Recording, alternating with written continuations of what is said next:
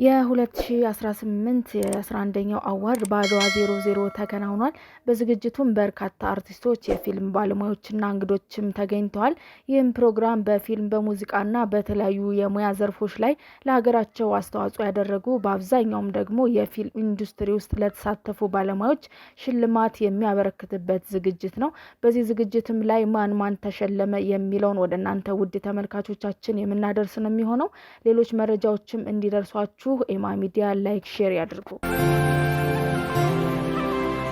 የ11ኛው ጉማ አዋርድ አሸናፊ አንደኛ ምርጥ ተዋናይ ቃል ኪዳን ጥበበ ወይም ትዝታ፣ ሁለተኛ ምርጥ ተዋናይ ናታም ጌታቸው ወይም ጥቁር አደይ፣ ምርጥ ረዳት ተዋናይ አማኑኤል ሀብታሙ ወይም አፍኒን፣ አራተኛ የተመልካች ምርጫ ባለክራር፣ ምርጥ ዳይሬክተር ፍጹም ካሳሁን ወይም ጥቁር አደይ፣ ምርጥ ፊልም ጥቁር አደይ፣ ምርጥ ድምጽ ሀብታሙ አዲስ ወይም አፍኒ፣ ምርጥ ኤዲተር ዳንኤል አንማው ወይም ትዝታ፣ ምርጥ ስኮር ስማገኘው ሳሙኤል ወይም አፍኒ፣ ምርጥ ማጀቢያ ሙዚቃ ኤደን አይሽሹ ፍጹም ካሳሁንና አብነት አጎናፍር ወይም ጥቁር አደይ፣ ምርጥ ሲኒማቶግራፈር ኤልያስ ተስፋዬ ወይም 6 ሰዓት ከሌሊቱ፣ ምርጥ ሜካፕ ዝናዊት ዘበርጋቸው ወይም አፍኒን፣ ምርጥ የፊልም ጽሑፍ ፍጹም ካሳሁን ወይም ጥቁር አደይ፣ ተስፋ የተጣለባት ተዋናይት ክላራ ሙሉጌታ ወይም ሁለት ቅጣት፣ 15ኛ ተስፋ የተጣለባት ተዋናይት ሳሊም አብዱራህማን ወይም ለፍትህ፣ 16ኛ ምርጥ ረዳት ተዋናይ ማርታ ጎይቶም ወይም 6 ሰዓት ከሌሊቱ፣ የህይወት ዘመን ተሸላሚ ፍቅርተ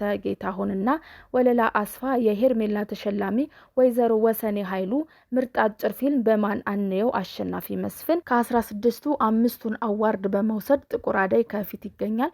አፍኒን 4 በመውሰድ ይከተላል። ትዝታና 6 ሰዓት ከሌሊቱ ደግሞ 2 አዋርድ በማሸነፍ 3ኛ ይዘዋል።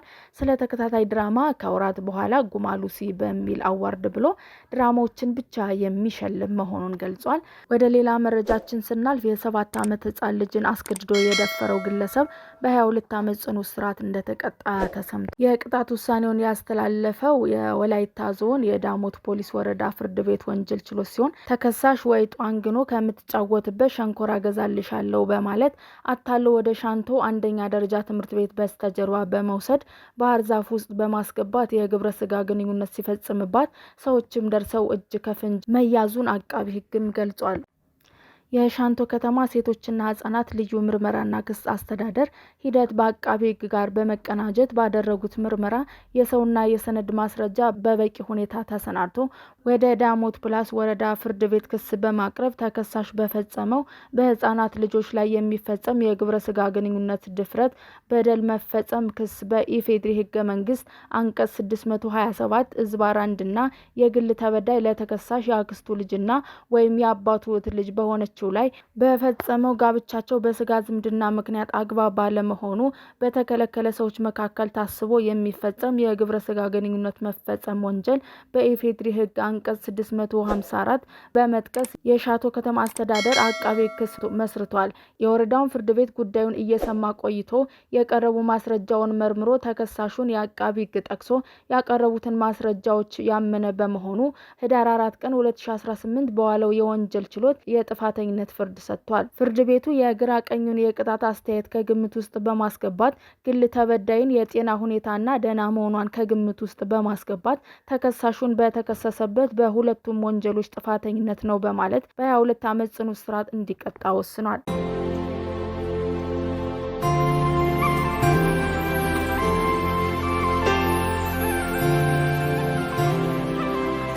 የ2018 የ11ኛው አዋርድ በአድዋ 00 ተከናውኗል።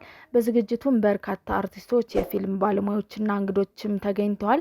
ይህም ፕሮግራም በፊልም በሙዚቃና በተለያዩ የሙያ ዘርፎች ላይ ለሀገራቸው አስተዋጽኦ ያደረጉ በአብዛኛውም ደግሞ የፊልም ኢንዱስትሪ ውስጥ ለተሳተፉ ባለሙያዎች ሽልማት የሚያበረክትበት ዝግጅት ነው። በዚህ ዝግጅትም ላይ ማን ተሸለመ የሚለውን ወደ እናንተ ውድ ተመልካቾቻችን የምናደርስ ነው የሚሆነው። ሌሎች መረጃዎችም እንዲደርሷችሁ ኤማ ሚዲያ ላይክ ሼር ያድርጉ። የ11ኛው ጉማ አዋርድ አሸናፊ አንደኛ ምርጥ ተዋናይ ቃል ኪዳን ጥበበ ወይም ትዝታ፣ ሁለተኛ ምርጥ ተዋናይ ናታም ጌታቸው ወይም ጥቁር አደይ፣ ምርጥ ረዳት ተዋናይ አማኑኤል ሀብታሙ ወይም አፍኒን፣ አራተኛ የተመልካች ምርጫ ባለክራር፣ ምርጥ ዳይሬክተር ፍጹም ካሳሁን ወይም ጥቁር አደይ፣ ምርጥ ፊልም ጥቁር አደይ፣ ምርጥ ድምጽ ሀብታሙ አዲስ ወይም አፍኒ፣ ምርጥ ኤዲተር ዳንኤል አንማው ወይም ትዝታ፣ ምርጥ ስኮር ስማገኘው ሳሙኤል ወይም አፍኒ፣ ምርጥ ማጀቢያ ሙዚቃ ኤደን አይሽሹ ፍጹም ካሳሁንና አብነት አጎናፍር ወይም ጥቁር አደይ፣ ምርጥ ሲኒማቶግራፈር ኤልያስ ተስፋዬ ወይም 6 ሰዓት ከሌሊቱ፣ ምርጥ ሜካፕ ዝናዊት ዘበርጋቸው ወይም አፍኒን፣ ምርጥ የፊልም ጽሑፍ ፍጹም ካሳሁን ወይም ጥቁር አደይ፣ ተስፋ የተጣለባት ተዋናይት ክላራ ሙሉጌታ ወይም ሁለት ቅጣት፣ 15ኛ ተስፋ የተጣለባት ተዋናይት ሳሊም አብዱራህማን ወይም ለፍትህ፣ 16ኛ ምርጥ ረዳት ተዋናይ ማርታ ጎይቶም ወይም 6 ሰዓት ከሌሊቱ፣ የህይወት ዘመን ተሸላሚ ፍቅርተ ጌታሁንና ወለላ አስፋ፣ የሄርሜላ ተሸላሚ ወይዘሮ ወሰኔ ኃይሉ፣ ምርጥ አጭር ፊልም በማን አንየው አሸናፊ መስፍን። ከ16ቱ 5ቱን አዋርድ በመውሰድ ጥቁር አደይ ከፊት ይገኛል። አፍኒን 4 በመውሰድ ይከተላል። ትዝታና 6 ሰዓት ከሌሊቱ ደግሞ 2 አዋርድ በማሸነፍ 3ኛ ይዘዋል። ስለ ተከታታይ ድራማ ከወራት በኋላ ጉማ ሉሲ በሚል አዋርድ ብሎ ድራማዎችን ብቻ የሚሸልም መሆኑን ገልጿል። ወደ ሌላ መረጃችን ስናልፍ የ7 ዓመት ህጻን ልጅን አስገድዶ የደፈረው ግለሰብ በ22 ዓመት ጽኑ እስራት እንደተቀጣ ተሰምቷል። የቅጣት ውሳኔውን ያስተላለፈው የወላይታ ዞን የዳሞት ፖሊስ ወረዳ ፍርድ ቤት ወንጀል ችሎት ሲሆን ተከሳሽ ወይጧ አንግኖ ከምትጫወትበት ሸንኮራ ገዛልሻለሁ በማለት አታሎ ወደ ሻንቶ አንደኛ ደረጃ ትምህርት ቤት በስተጀርባ በመውሰድ ባህር ዛፍ ውስጥ በማስገባት የግብረ ስጋ ግንኙነት ሲፈጽምባት ሰዎችም ደርሰው እጅ ከፍንጅ መያዙን አቃቢ ህግም ገልጿል።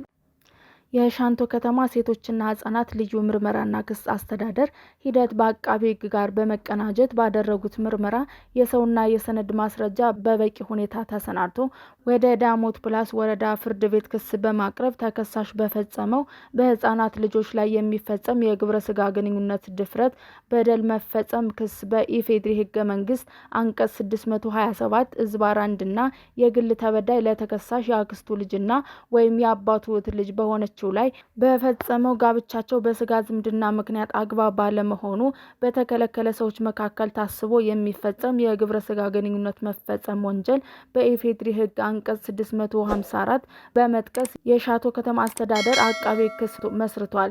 የወረዳውን ፍርድ ቤት ጉዳዩን እየሰማ ቆይቶ የቀረቡ ማስረጃውን መርምሮ ተከሳሹን የአቃቤ ህግ ጠቅሶ ያቀረቡትን ማስረጃዎች ያመነ በመሆኑ ህዳር 4 ቀን 2018 በዋለው የወንጀል ችሎት የጥፋተኛ ፍርድ ሰጥቷል። ፍርድ ቤቱ የግራ ቀኙን የቅጣት አስተያየት ከግምት ውስጥ በማስገባት ግል ተበዳይን የጤና ሁኔታና ደህና መሆኗን ከግምት ውስጥ በማስገባት ተከሳሹን በተከሰሰበት በሁለቱም ወንጀሎች ጥፋተኝነት ነው በማለት በ22 ዓመት ጽኑ እስራት እንዲቀጣ ወስኗል።